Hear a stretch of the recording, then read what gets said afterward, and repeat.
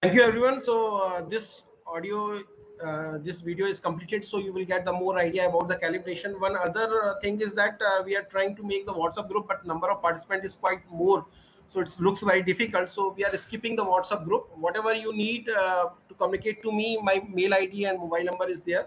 You can communicate to me. One other question is raised that how we will select the motor. Of course, what we have to do, we have to calculate the thrust as per the motor. So depending on the total thrust, you can calculate the things. One other things is there, if you have the more loads will be there, more than 1 kg, then what we have to do, hexaquarter you have to do, and you will connect two back-to-back motors over there. So all these things is depend on the motors. You have to increase the power ratings of the BLDC motor, and then you can carry the more loads. Of course, if you are carrying the more load, the drone design will be complicated. So thank you very much for patiently listening these things. Lots of good questions also comes out. So we are taking the break. We will meet at 1:30 for the next session. Thank you very much.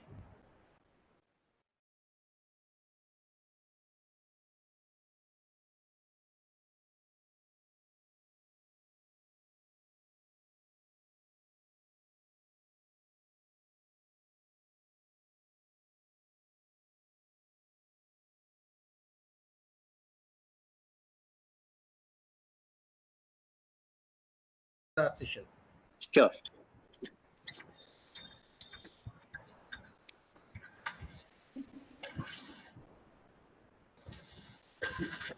So good afternoon, one and all. Today we have with us Dr. Lalit Kumar Singh. Dr. Lalit Kumar Singh received his PhD degree from Indian Institute of Technology, B.A.R.C, Hindu University. He is currently a scientist in NPCIL B.A.R.C, Department of Atomic Energy, Government of India since 17 years, and has distinction of working on the pressurized heavy work reactor PHWL and the light water reactor. He has illustrated the career and succeeded in the several critical jobs assigned to him in his career. Through each of them was challenging. His assignments over the years ranges from the design, development, testing, IV&B related research, and site validation for the safety critical computer-based system for the Indian nuclear power plants. He has published several research papers in the Journal of High Impact, like IEEE Transaction, IEEE Computer, ACM, elsewhere, Quality and Reliability, International, etc. He has been invited for the chief guest, keynote speaker, session chair, and talk for the many international conferences, short-term courses, workshop, faculty development programs from many IITs, NITs, and other institute of national importance. He is recipient of many awards like Publication Award, Group Achievement Award, etc. He is a reviewer of several SCI Index Journal of High Impact Factor. He is a life member of Indian Nuclear Society. He is a member of editorial board of many reputed journals and guest lead editor of many special issues. He supervised many PhD students of different IIT, NIT, and the PhD thesis examiners. He is also an expert member of Industrial Policy Formation for IIT Ropar, BOS of many autonomous institute, and member of advisory board of many institute or university. He is a reviewer. Dhaval, please mute all the participants.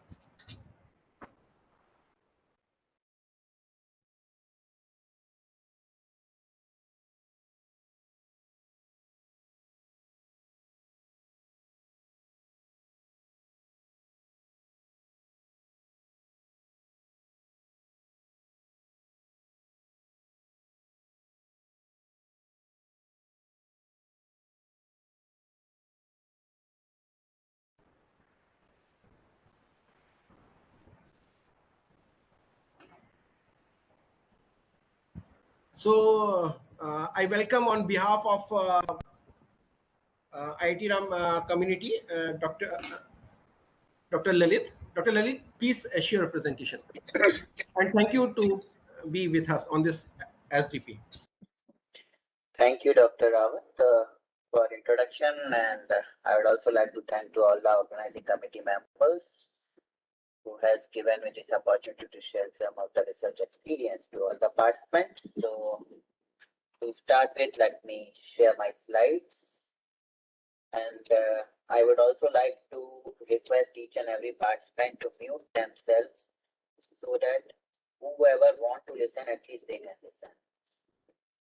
And I think lights are visible. Yes, sir, it's visible.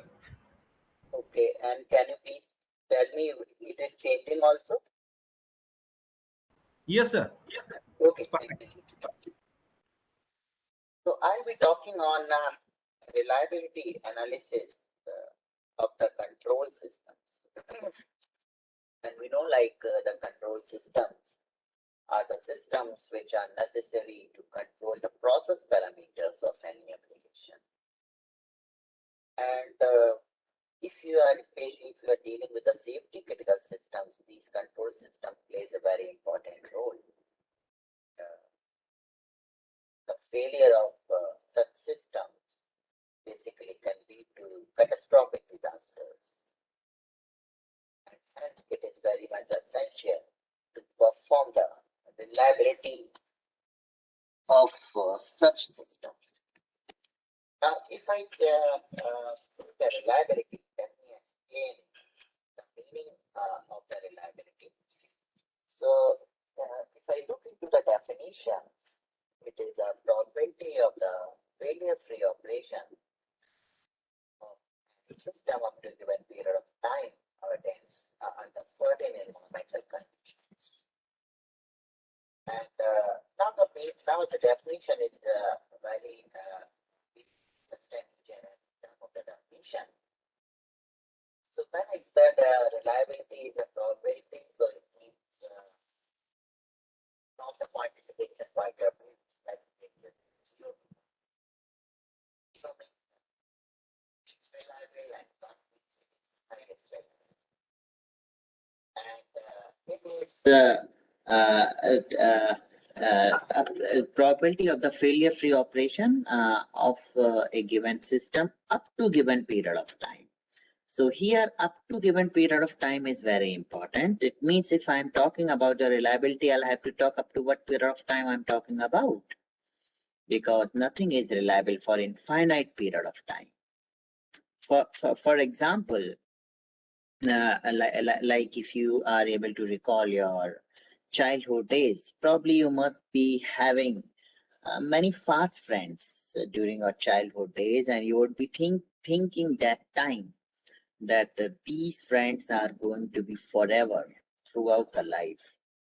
But as and when the dynamics scenarios gets changes and the interest of the people gets changes, and it may also happen like new friends started coming in your life, replacing your old friends. So what I want to say, like here when I talk, this thing has a reliability, like for example 0.5, I have to also mention up to what period of time I'm talking about.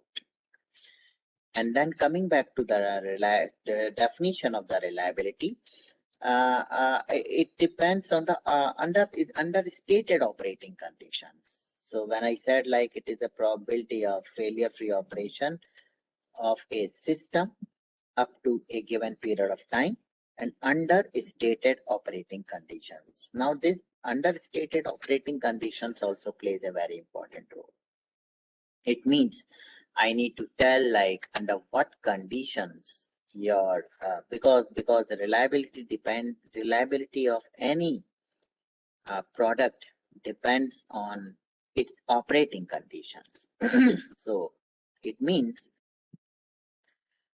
one product can be highly reliable in one operating conditions and maybe less reliable in different operating conditions. For example, suppose you go and purchase a refrigerator and you get a warranty period of 1 year, and suppose you come back with the refrigerator and throw it down from the 14-story building from your home, and then it will collapse and you cannot go back to the vendor and say, I want a replacement of this product back because you have given me the warranty period of 1 year. So what he will say, look, you have not followed the stated operating conditions, and hence your warranty has been voided. So what I wanted to say is, it depends on the operating conditions under which your product is supposed to be operated. So, so this was a brief introduction about this topic. We are going to deal with the quantification of the reliability for the control systems. So if you look at today's outline of my session, first, the introduction of the reliability that we have already discussed, we can definitely see how mathematically this can be represented. The second is the PatriNet and modeling of the systems. And PatriNet is a mathematical formalism or a graphical tool also. And basically this concept was introduced by a German PhD scholar known as C.A. Patry in 1960s, and who introduced this concept to model the stochastic processes.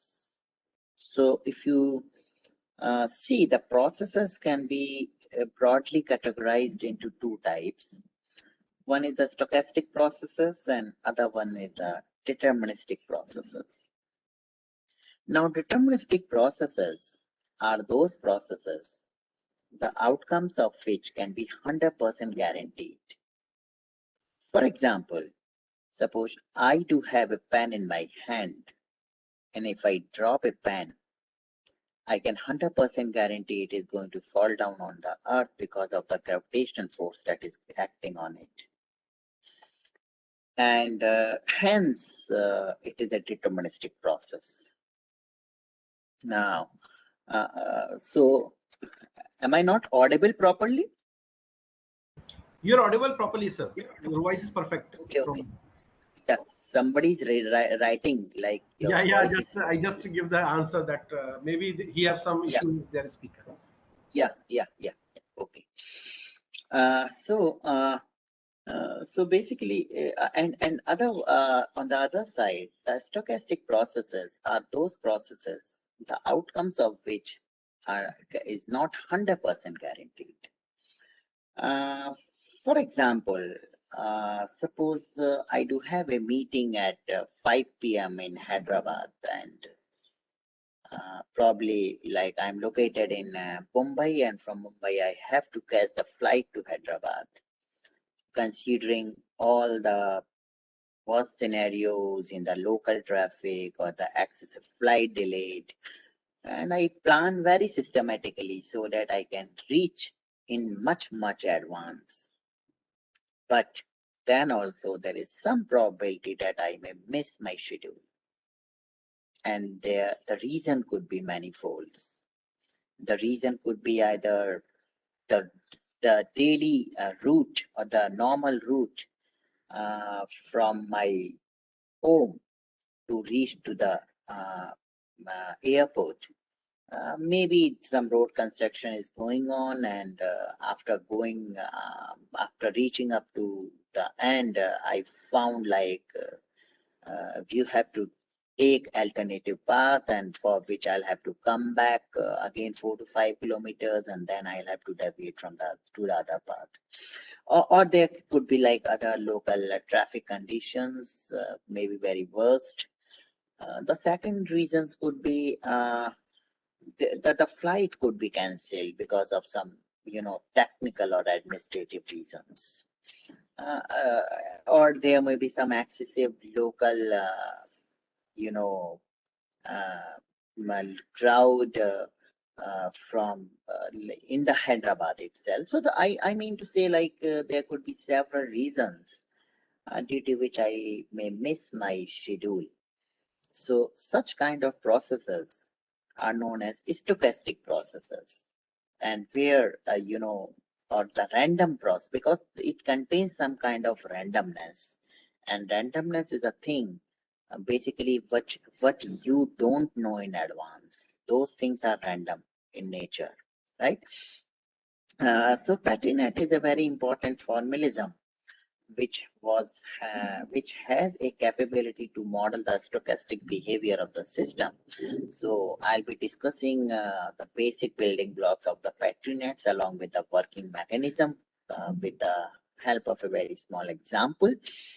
And then I'll be discussing the properties of the PatriNets, what are the analysis techniques, and then I'll introduce the reliability prediction framework, in which I'll be discussing the various phases that are required to be executed to quantify the reliability and what all the activity that needs to be performed in each phase of that framework. And we will take a case study and we'll try to apply this prediction framework on this case study, and then we can conclude our session.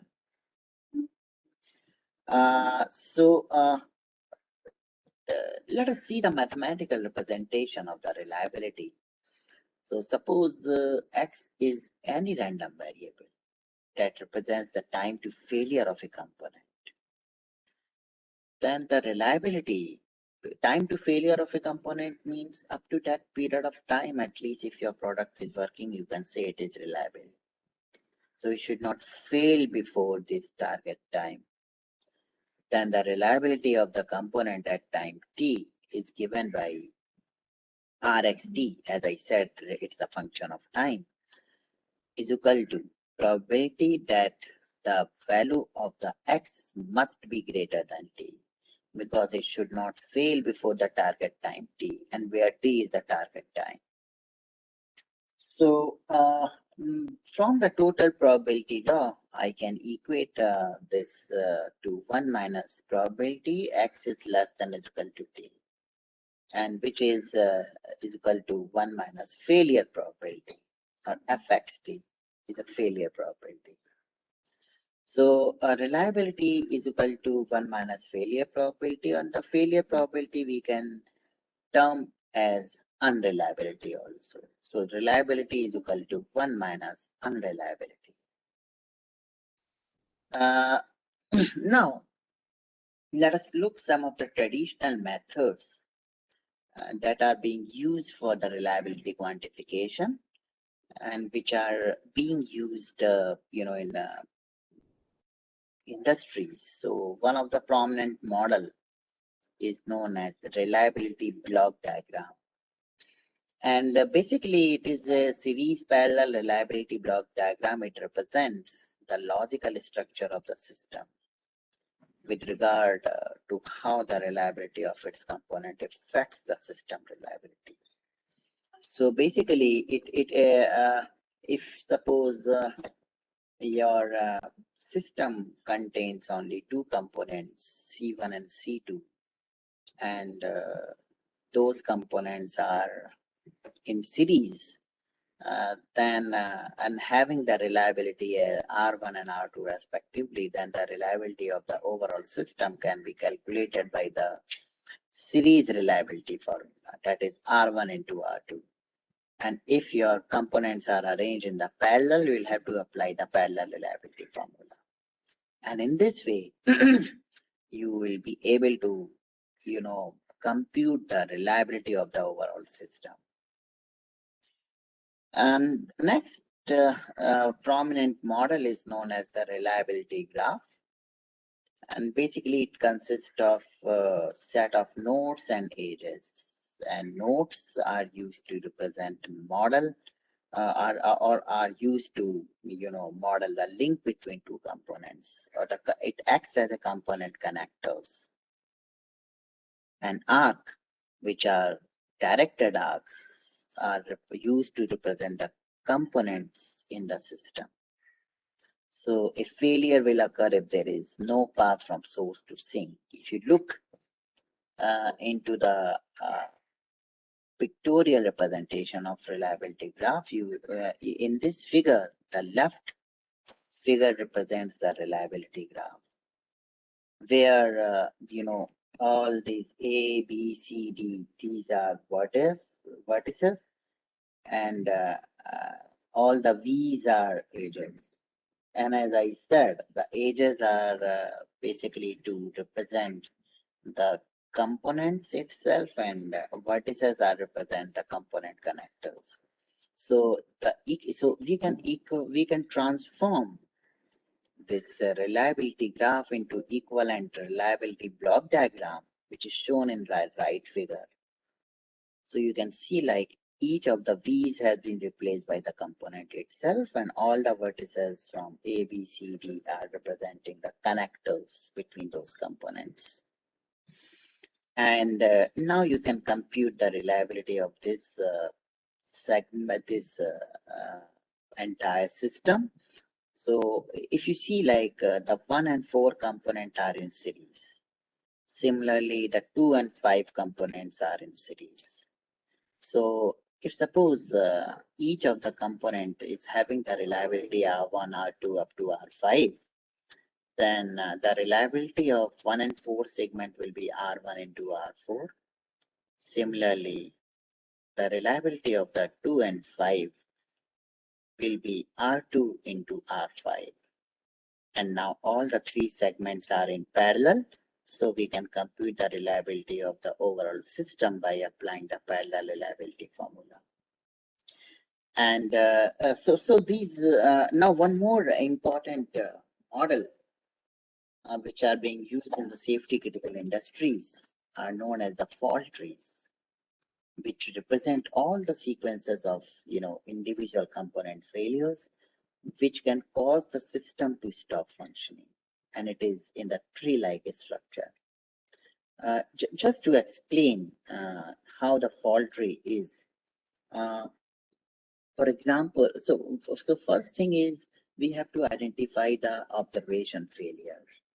For example, if I say my laptop is not working, so this is observation failure. Now I have to keep on deducing the reasons, and the reasons could be probably there could be electronic failure, there could be electrical failure, there could be mechanical failure. So if you look into the electrical failure, again, I'll have to keep on deducing basic cause or the root cause.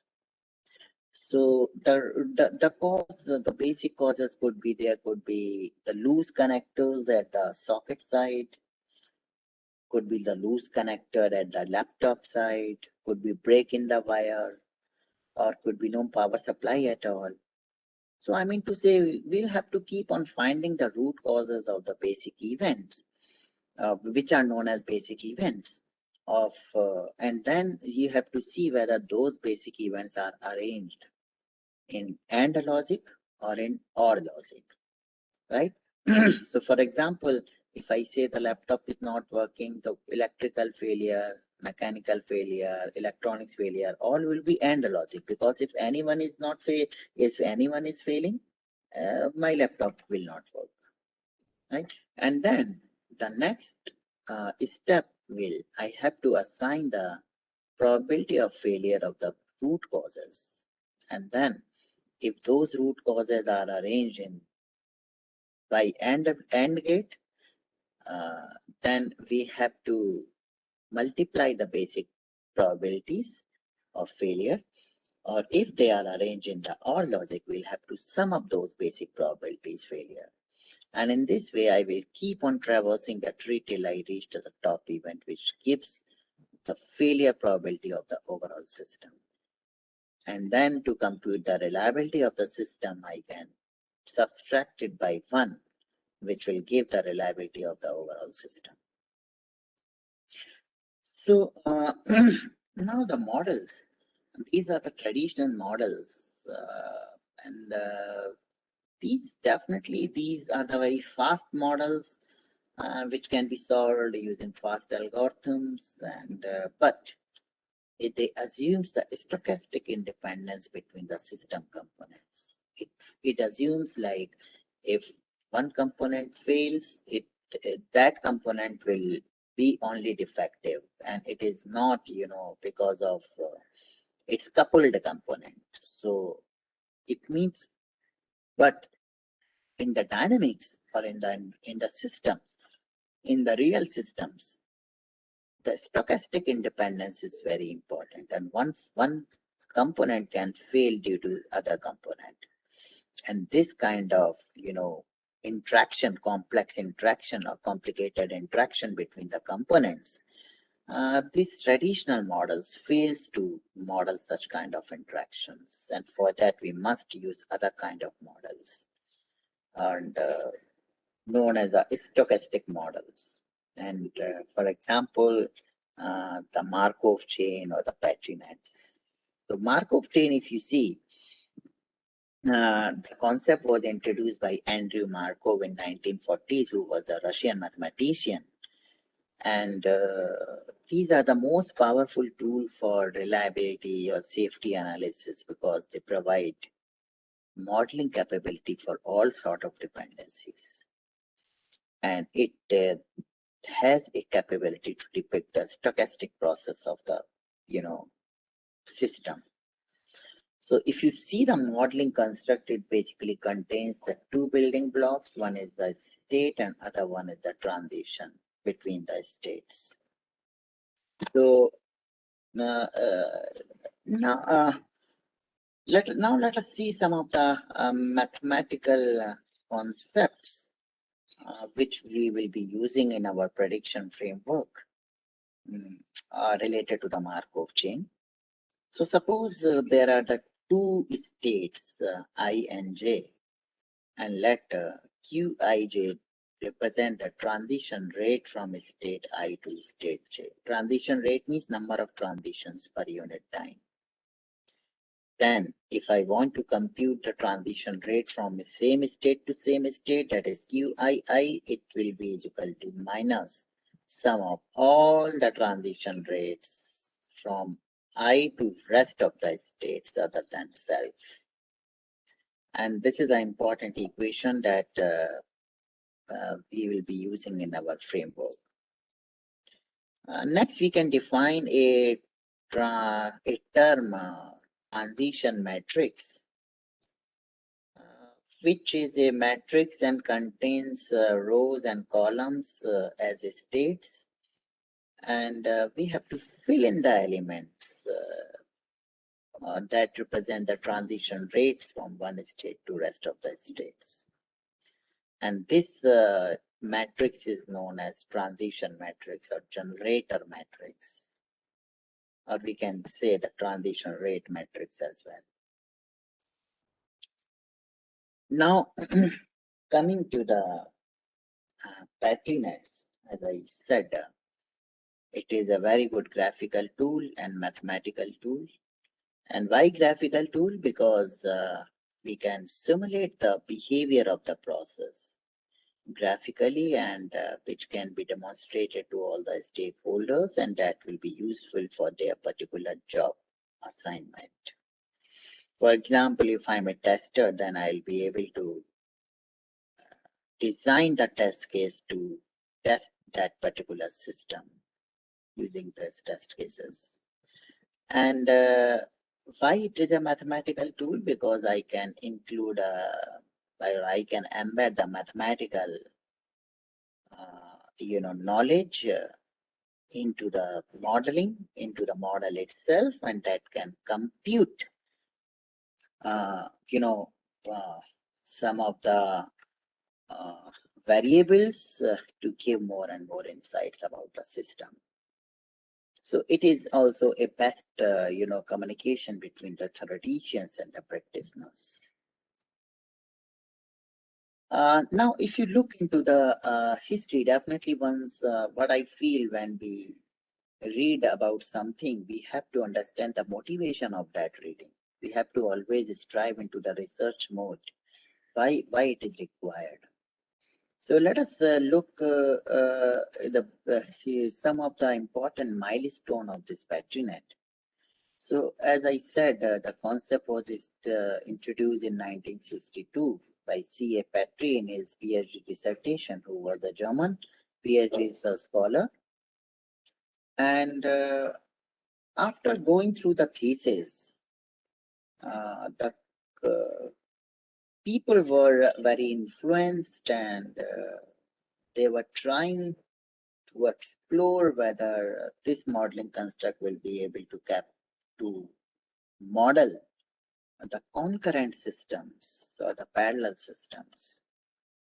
And with this objective, in 1970s, MIT USA conducted a conference on concurrent systems and parallel computation. And the conclusions were very fruitful, and the people, they were more eager to know, to explore what could be the related methods and how they can enhance the capabilities of the model to solve more and more challenging problems of the industries. And with this objective, again, they decided to meet after 5 years. So again in 1975, MIT USA conducted a conference on battery nets and related methods. And thereafter, it gained its practical uses in the industry, and looking at the industrial demand, because whenever any industry used to recruit the persons, they for specifically for this modeling task, they had to impart training for 3 to 4 months. And looking at the industrial demand, a course on the general net theory of processes and systems was started in 1979 in Germany.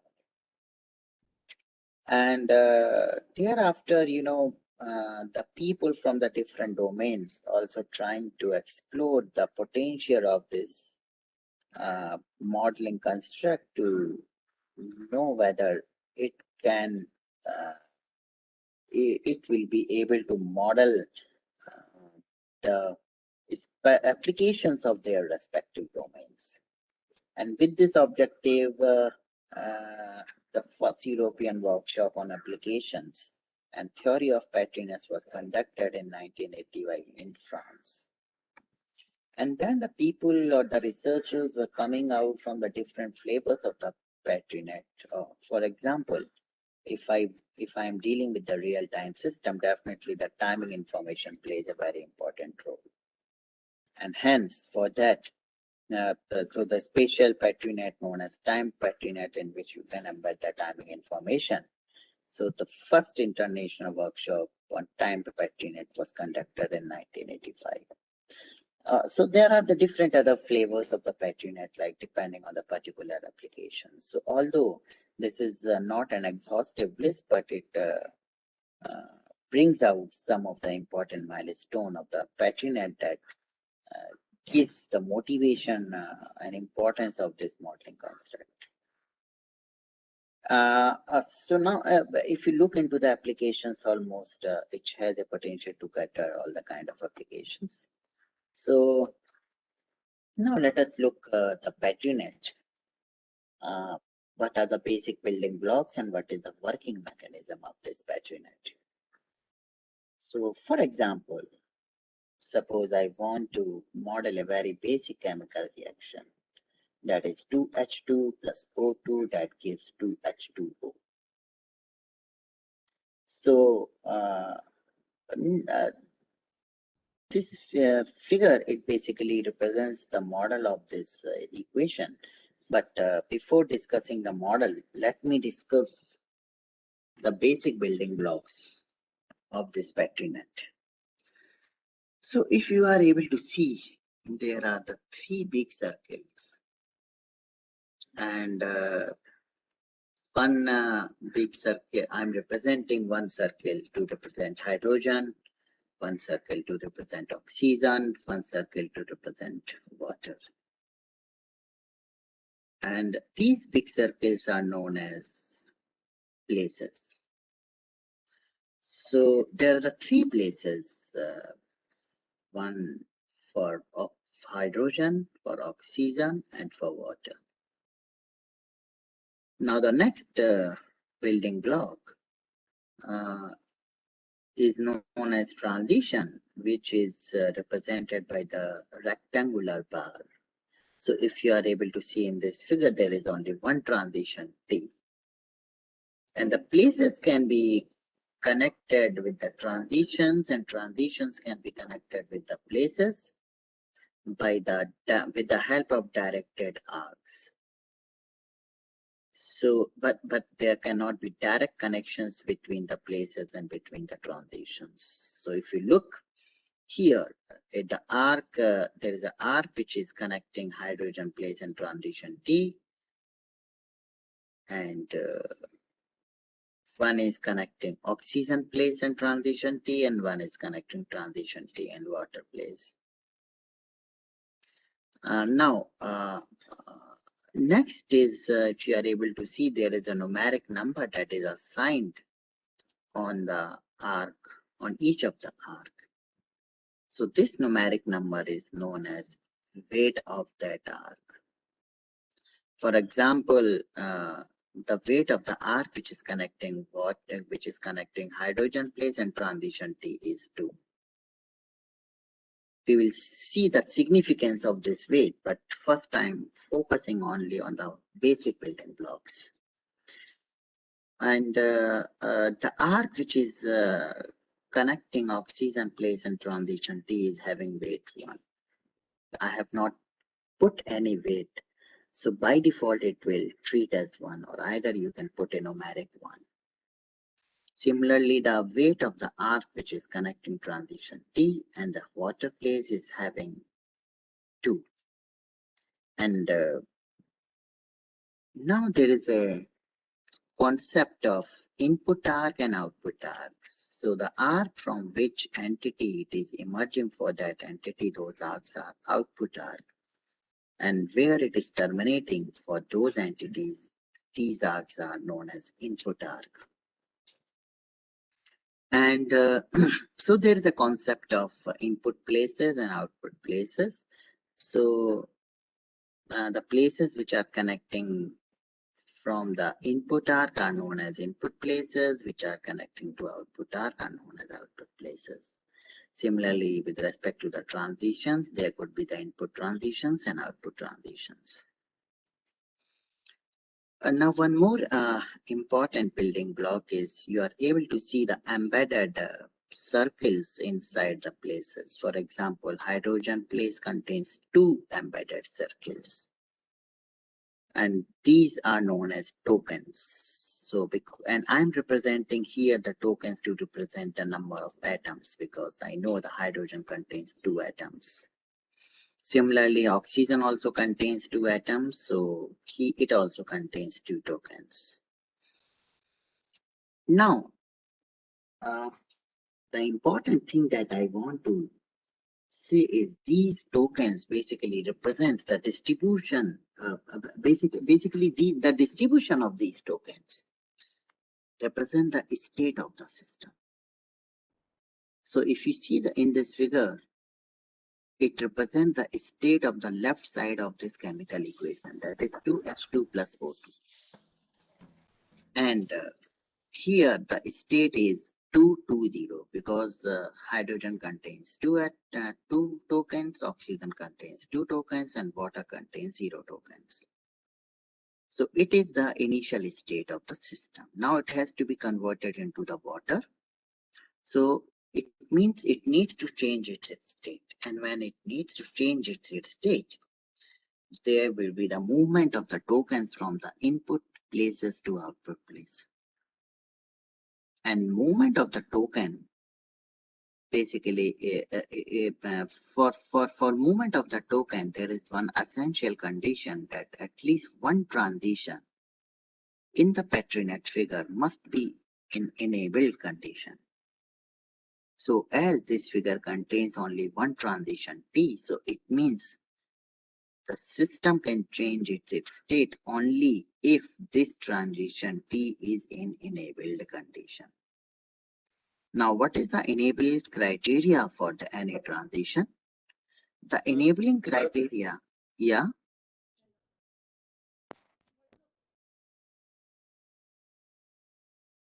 The enabling criteria for any transition is that all the input places must contain sufficient number of tokens. This is a very important to note. So if you see, this transition contains two input places, that is hydrogen and oxygen, so they must contain sufficient number of tokens. Now, what is the sufficiency criteria of the tokens? How you will decide like it is containing sufficient number of tokens? So that will be governed by the weight of the respective arc. So for example, in this figure, the weight of the arc which is connecting hydrogen place in transition T is 2. So the hydrogen place must contain at least 2 number of tokens. Similarly, the weight of the arc which is connecting oxygen place and T is 1. So oxygen place must contain at least 1 number of tokens. And because in this figure, this eligibility criteria fulfills, and hence transition T is in enabled condition. And when it is in enabled condition, it fires. And after firing, the movement of the token occurs from input place to output place. But how many number of the tokens will be moved out from the input place and how many will be deposited to the output place will also depend on the weight of the respective arcs. So for example, the weight of the arc which is connecting hydrogen place and transition T is 2. So hydrogen, from the hydrogen place, 2 tokens will be moved out after firing of transition T. Similarly, from the oxygen, 1 token will be moving out after firing T.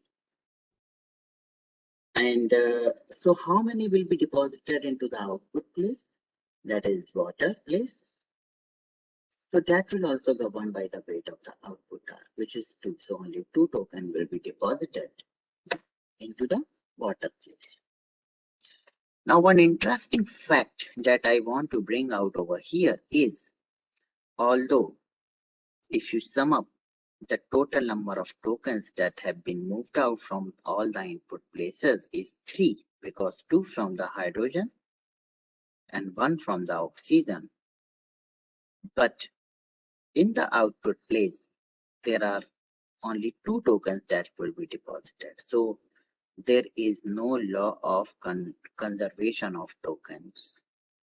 The movement, the removal and the deposition of the tokens will be totally depend on the weight of the respective arc. And hence now the next state will be 2 tokens will be moved out from hydrogen. So it is, and 1 from oxygen and 2 has been deposited in water. So now the state has become 0, 1, 2, because this distribution is shown as 0, 1, 2. And distribution of the token is represented by, it represents the state of that system. And if you see, so it has been converted into the water. Now, interestingly, if you see, the transition T is not an enabled state because the input place hydrogen is not containing sufficient number of tokens, although oxygen place contains. So it means it is a final state or it is a dead state. So conclusions can be brought out that it also helps in identification the entire state space of the system. Means what all the states that are possible in the system. And that can be represented in the form of a graph known as the reachability graph. So reachability graph basically contains all the number of states that are possible for during the operational life of a system. So one state was this 220, and after firing of T, it becomes 012. So this is we can draw the reachability graph. And now let us see some of the mathematical definition of the Markov chain. So what Markov property says basically that the current that the next state of the system will only depend on the current state of the system, and it will not depend on the previous state of the system. And you can see like in the figure how it can be represented. For example, there are the two states S1 and S2. So from S1 it can transit to S2, and from S2 it can transit to S1. So it is suppose how we can represent the Markov property that the next state will only depend on the current state. Suppose there is a sequence of random variables x1, x2, s3, and having the then with the Markov property, we can say like the probability that my system is in xn+1 state is equal to x, that will be only depend on what is the probability that my system was in n state and not on the previous state. So this equation can be equated to this. So it is known as a memory-less property. Now this slide represents random basically slide, and just to show how we can represent the reachability graph pictorially. So suppose you do have a random Patrinet figure having distribution of the tokens in the which contains 7 places and having distribution of the token like this. So one place is containing 1 token, then 0, second place 0 token, and so on. So this is representing the state of the system. Sometimes we also called it as marking of the system. So this is a first marking, and after transition T1, the distribution has been changed to like M2, and this is just a random example just to show like how we can represent the reachability graph, and it can be easily transformed into the Markov chain. So to transform into the Markov chain, just we have to represent this marking into the state, which is represented by a circle. And all the connectors are basically representing the transition rate, all the lambdas. Now, let us introduce the reliability prediction framework. What are the various phases and what are the various activities in each of the phase that needs to be executed for the quantification of the reliability of a particular system. So the first phase,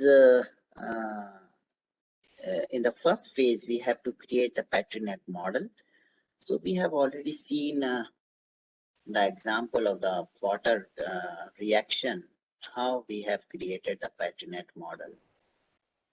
And although we have discussed the first phase, but definitely when we'll be taking a real case study, we will be discussing it again. And then we have to convert it into the Markov chain. And we have already seen how we can convert it. First, we need to convert it into the reachability graph. And from the reachability graph, we can convert it into the Markov chain. And then in the phase 3, we have to apply some of the mathematical concepts for quantification of the reliability that we will see.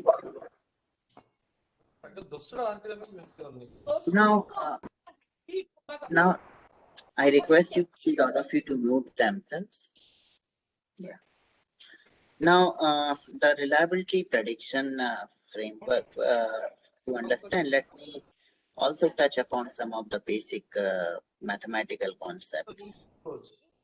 So let pi it be the probability that a component is in the state I at time t, where the state could be the failure states or the behavioral states. As we know, like the system can contain some of the states can be failed states, some of the states can be, behavioral states. For example, if suppose human is a system, then the behavioral states could be running, walking, sleeping, talking, eating.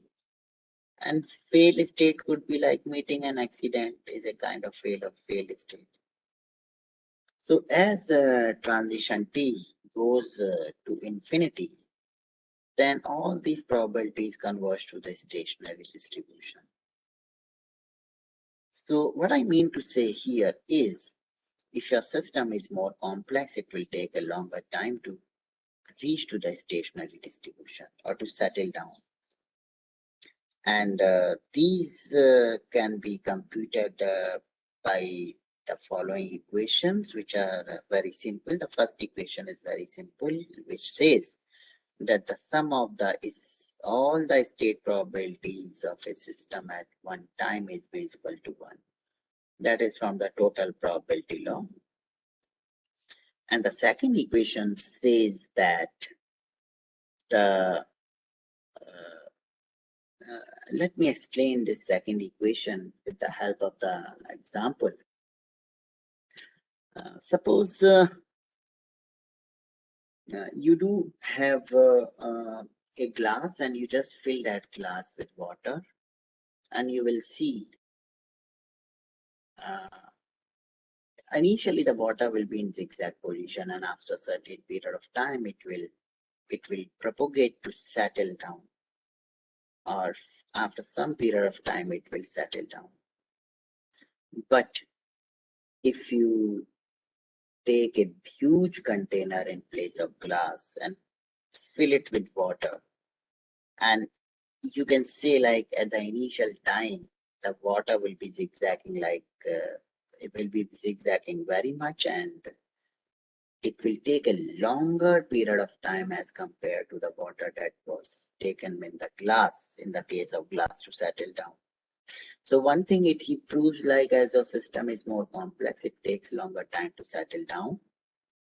And now considering that big container, huge container, for example, the container at the size of your room.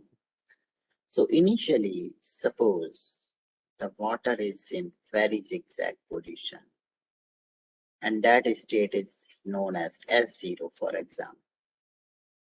Now after a certain time delta t, suppose it is propagating towards more settling process, and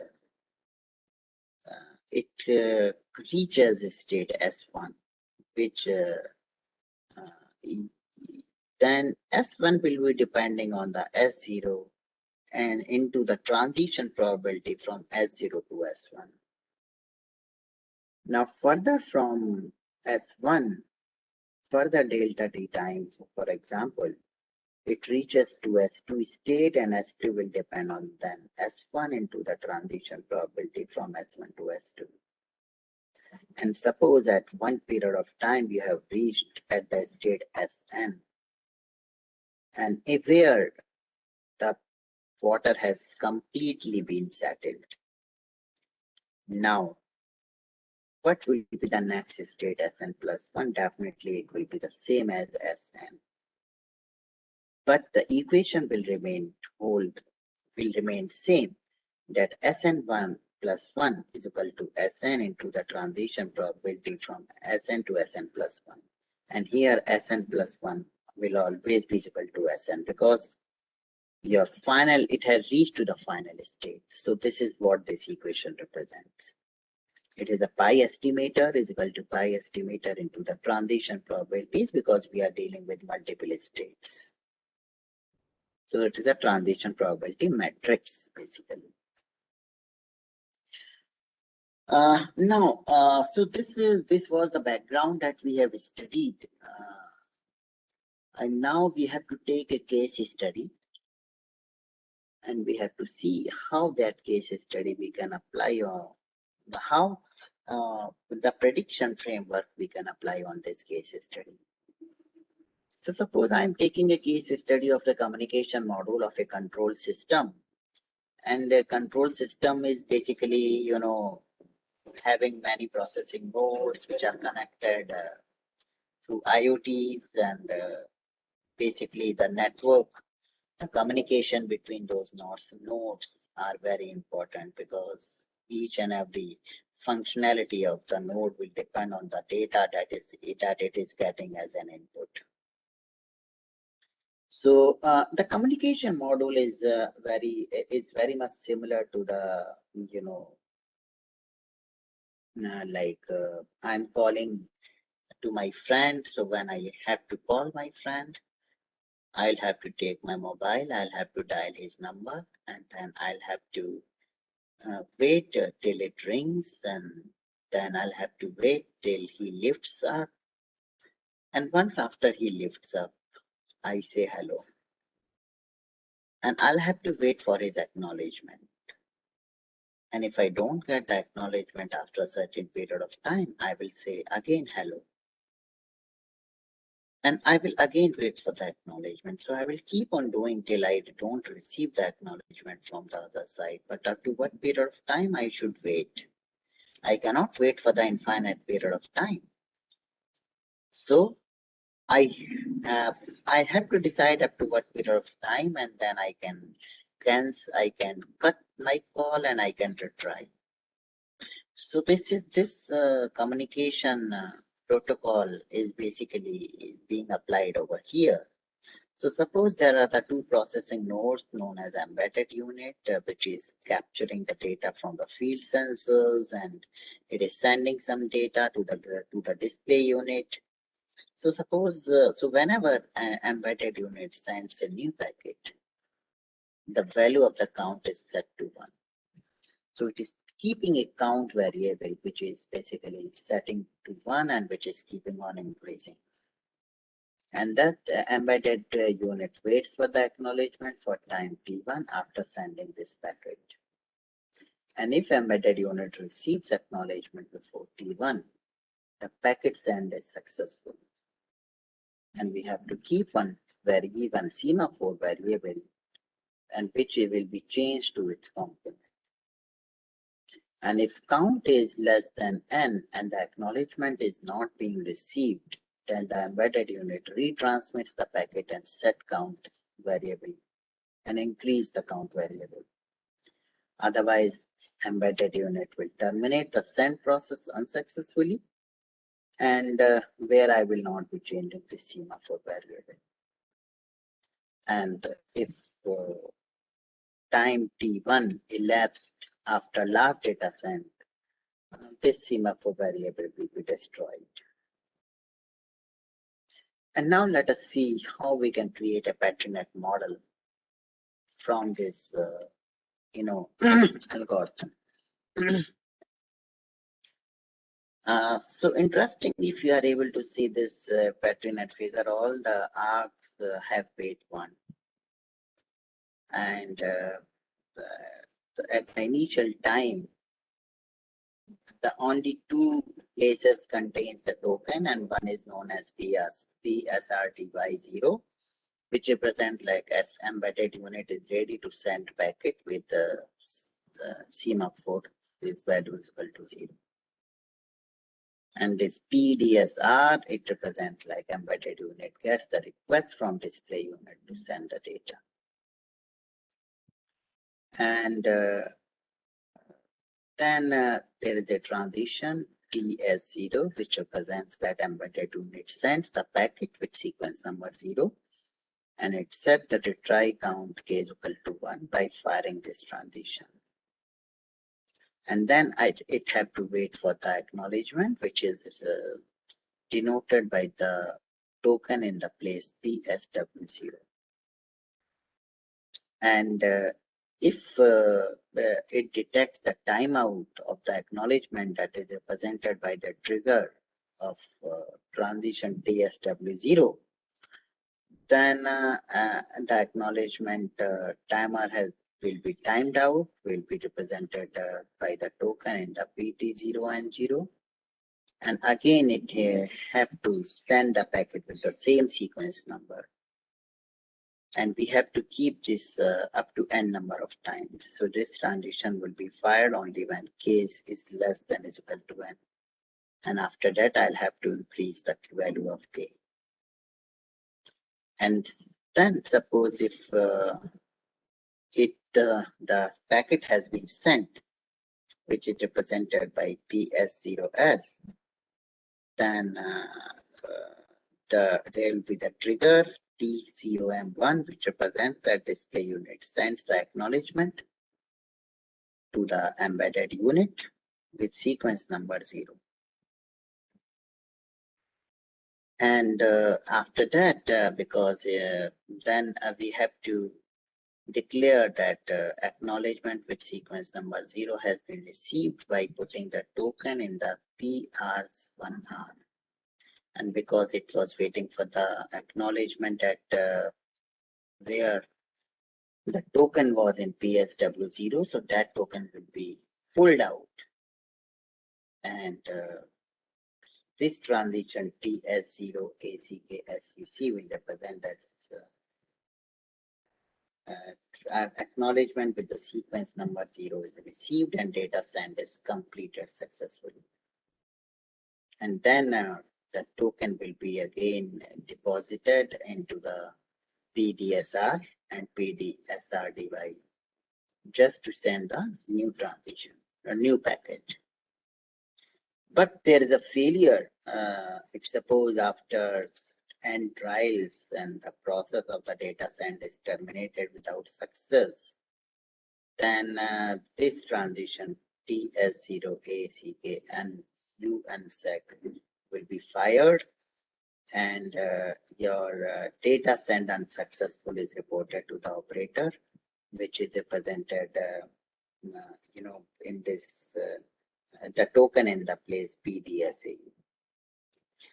And an important point that I want to bring out is here, the left image of left half of this image is a mirror image of the right half. And why? Because for the redundancy purpose, for the improved reliability, we have kept two embedded units, and I'm sending the data packet, alternate data packet from the alternate embedded units. And it also helps in online testability also.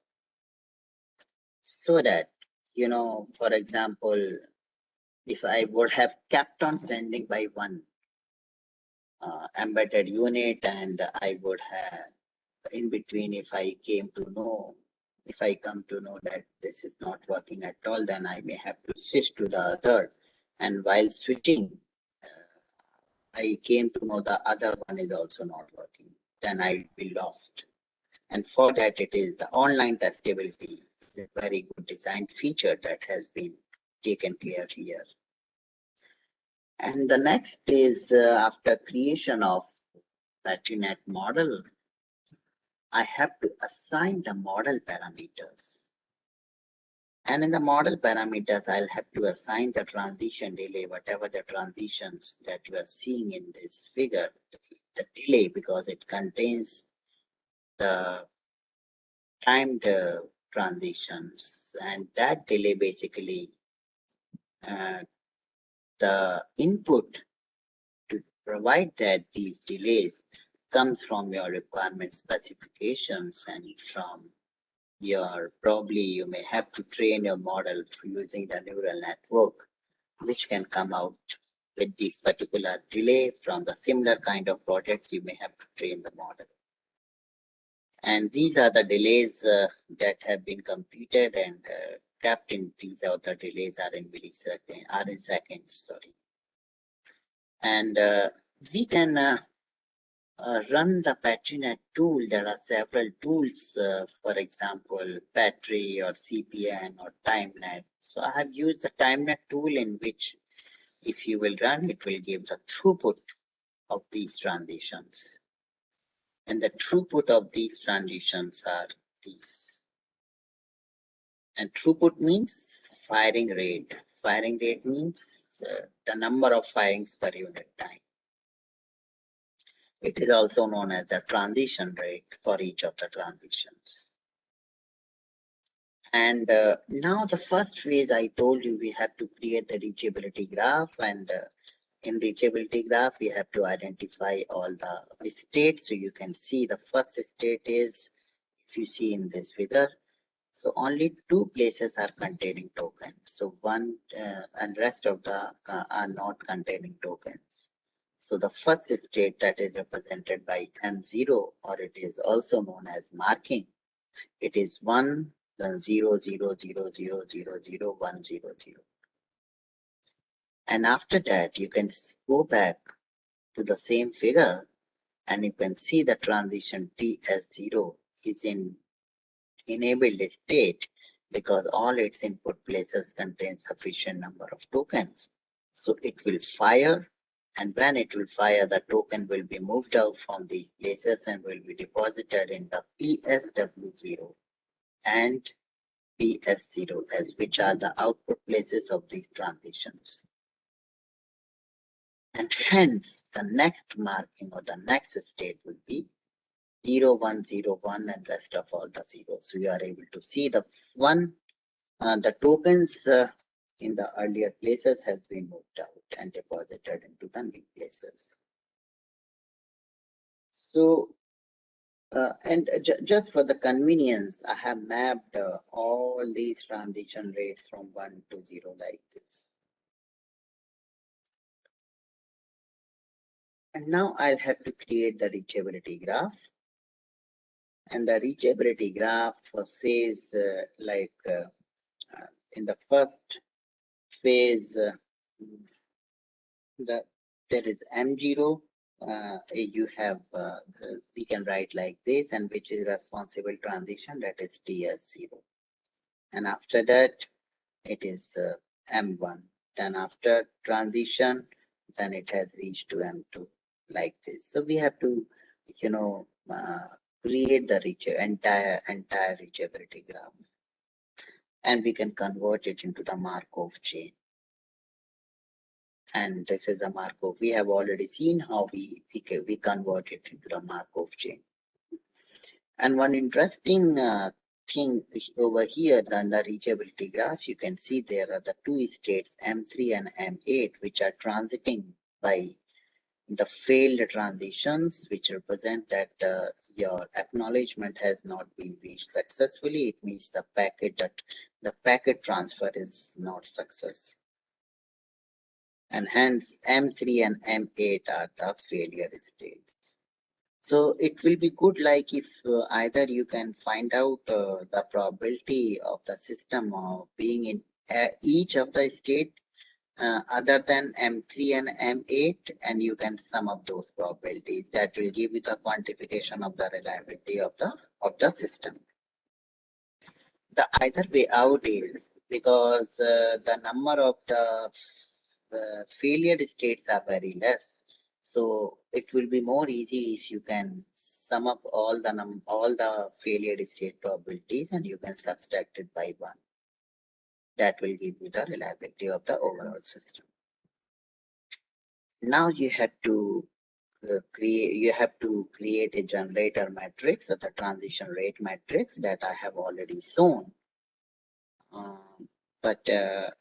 So in the generator matrix, you have to see there are the total 10 states starting from M0 to M9, and which you can keep in the rows and the columns, and you have to fill in the elements. And for example, from the M0, it is transiting to M1 with lambda 1. So from M0, it is transiting to M1 with lambda 1. And this diagonal will be equal to minus sum of all the transition rates in that particular row, which is nothing but that first equation that I had told. Let me go back to the same slide to recall. This was the equation. So the diagonal elements can be computed by this equation. And in the similar way, we have to just fill in all the elements to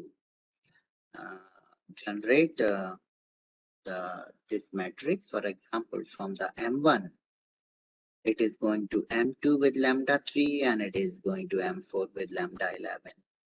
So you can see from M1, it is going to lambda 2 and lambda 4, sorry, M2 and M4 with lambda 3 and lambda 11. And hence, the value of the diagonal elements M1 to M1 itself will be equal to minus lambda 3 minus lambda 1. And so after that, now we have to solve the transition probability.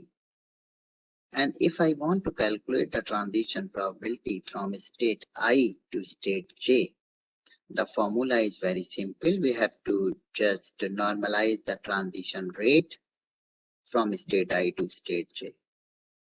So we can write it down, Pij is equal to Tij divided by sum of all the transition rate other than, from I to rest of the states other than self. If J is not equal to I. Otherwise, if J is equal to I, we have to put the 0. And this is what the transition probability matrix we got. And now we have to apply the same two equations, which were very important when I was discussing the filling up the water in the big container. Let me again go to that slide to recall. These are the two equations that we need to use.